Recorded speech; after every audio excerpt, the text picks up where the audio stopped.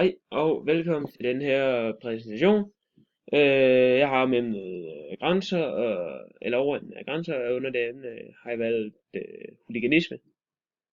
Og min problemformulering lyder således: hvor går grænsen for, hvornår man kan kalde en huliganisme en religion? Og til at besvare den her problemformulering har jeg opstillet nogle problemstillinger, som lyder henholdsvis: hvad er civilreligion? Hvordan portrætteres det religiøse i Green Street Hooligans? Hvordan opfylder huliganismen smarts krav for en religion? Okay, for at besvare de her problemstillinger, eller for at besvare min problemformulering, så vil jeg benytte mig af nogle forskellige metoder. I den første problemstilling vil jeg benytte mig af en redegørende metode, hvor jeg vil redegøre for, hvad en civil religion er, og for at se, om det er noget, der kan passe på den her huliganisme som en civil religion. I en anden problemstilling vil jeg først foretage mig en filmanalyse af filmen Green Street Hooligans,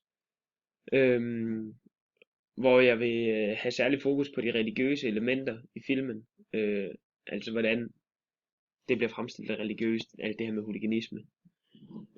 Og derudover vil jeg indsætte hovedpersonen i Loveland og Starks konversionsmodel,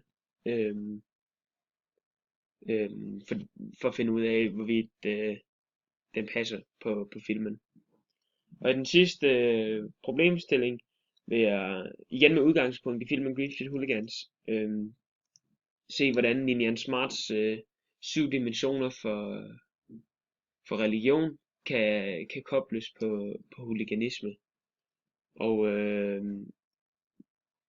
overordnet set så vil jeg bruge en hermeneutisk metode til at fortolke mine resultater, men det er jeg kommet ind på senere. Min konklusion lyder egentlig på min problemformulering, hvor går grænsen for, hvornår man kan kalde huliganisme religion. Og det lyder egentlig på, at man i en vis udstrækning godt kan se huliganisme som en religion. Den kan både indgå i Ninian Smarts model for de 7 dimensioner, og filmen kan også kobles på Loveland og Starks model for konversioner, eller hovedkarakteren, undskyld. Og derfor kan den med plads til fortolkning opfattes som en religion. Jeg mener, at grænsen for hvornår huliganisme bliver til religion, den har huliganismen ikke overtrådt, og det er i hvert fald ikke blevet vist i filmen. Og derfor, ja, det mener jeg ikke blevet overtrådt. Der er nogle symboler, nogle ritualer inden for huliganisme, men jeg mener ikke, det går over og bliver religiøst på den måde. Yes. Okay. Den første problemstilling, den lyder som sagt, hvad er civil religion? Og for at ridse hurtigt op, så er civil religion en form for gruppe eller befolkning eller noget,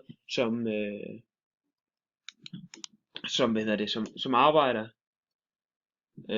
inden for noget, hvor der ikke er nogen grænser ved deres almindelige religion, eller etiske, etniske grænser, osv. osv.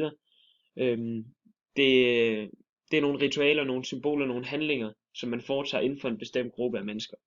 Yes, okay. Problemstilling 2 og lyder således: hvordan portrætteres det religiøse i Green Street Hooligans? Der har jeg valgt at bruge en filmanalyse.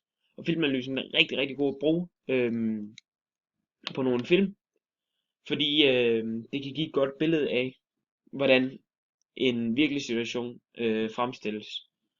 Og i det her tilfælde, der er det så huliganisme, der fremstilles. Og der virker filmanalysen rigtig godt. Og filmen er også god til at fremvise de religiøse elementer i Green Street Hooligans. Og for at nævne et par eksempler, så kan det være march mod stadion, hvor den her gruppe af hooligans marcherer mod stadion, syngende, klapfast og samme håndtegn, giver en perspektivering til kirken, eller salmer, eller en præstes prædiken, hvor alle rejser sig. Øhm, yes. Og det viser den her film rigtig godt. Derudover viser den så også, at en karakter, der hedder Bubber i filmen, han sviner modstandernes hooligans fans til. Og det gør simpelthen, at den her gruppe, den rejser sig og hylder ham. Og det er jo ligesom hyldest af Gud, Jesus, man går i kirke for at hylde de to, og for at ære deres liv. Og der får han lidt samme symbol. Derudover så viser den også, at et stort had mellem to grupper, hovedsageligt Millwall og West Ham fans, som hader hinanden, og det bliver beskrevet, at det er ligesom israelerne og palæstinenserne, så meget had er der mellem de to grupper. Og had, det kan også være en helt naturlig del af religiøse grupper. For eksempel lige for tiden har vi ISIS, som bruger had til meget at komme frem i verden på. Det samme er der med tempelridderne i gamle dage, som hadede sig igennem Europa, og også havde meget had til den de angreb. Yes. Okay. Derudover så har jeg sat Matt Buckner, som er hovedpersonen i den her film, ind i en konversion, ind i Loveland og Starks konversionsmodel, og umiddelbart så passer han rigtig fint på den her model. Modellen handler i stor del om, at det typisk er unge mennesker, eller mennesker, som oplever noget nyt i deres liv, som er klar til at konvertere til en anden religion. Og det er Matt, han bliver smidt ud af Harvard og flytter til England. Han er helt åben, kender ikke nogen derovre, og derfor går han ind i den her huliganisme. Og den er rigtig fin at bruge, den her konversionsmodel, for at se hvordan et menneske reagerer, når han kommer ind i en ny type, en ny gruppe af folk, og skal være en del af et nyt fællesskab. Og det kommer Matt Buckner til dels rigtig meget ind i. Og den passer faktisk rigtig fint, den her model, på selve filmen og på Matt. Yes. Okay. Sidste problemstilling, det er problemstilling 3. Hvordan opfylder huliganismen smarts krav for en religion?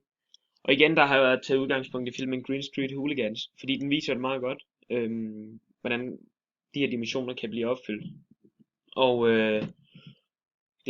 det der er godt ved Ninian Smarts 7 dimensioner, det er, at der er lidt forskelligt at tage fra, og umiddelbart så er det noget, som er i de fleste religioner. Og den her huliganisme, den her film, den passer rigtig fint på de 7 dimensioner, men med lidt plads til fortolkning. Der er ting som den dogmatiske og filosofiske dimension, og den etiske og juridiske dimension, som måske lidt fortolkes henad, før den passer. Men ellers passer den faktisk rigtig, rigtig fint på den her metode, teori, agtig noget. Ja. Og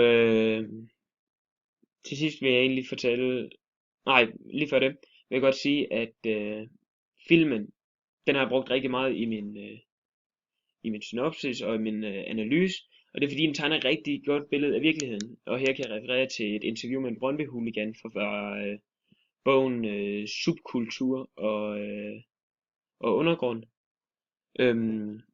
så hvor han beskriver nogle af de samme oplevelser med huliganisme.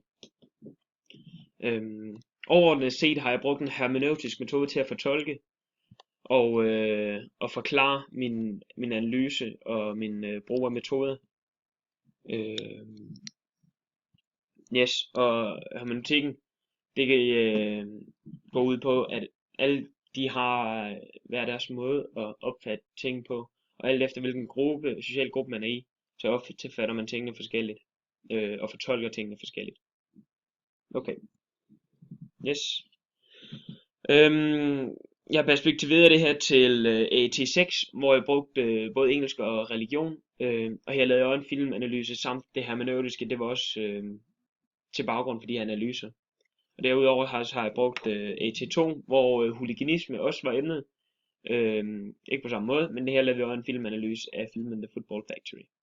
Og hvis jeg skulle arbejde videre og lave nogle videre undersøgelser, så kunne man inddrage samfundsfag og lave nogle kvalitative undersøgelser, altså gå ud og spørge nogle mennesker om, hvordan de har det med huliganisme. Yes, tak.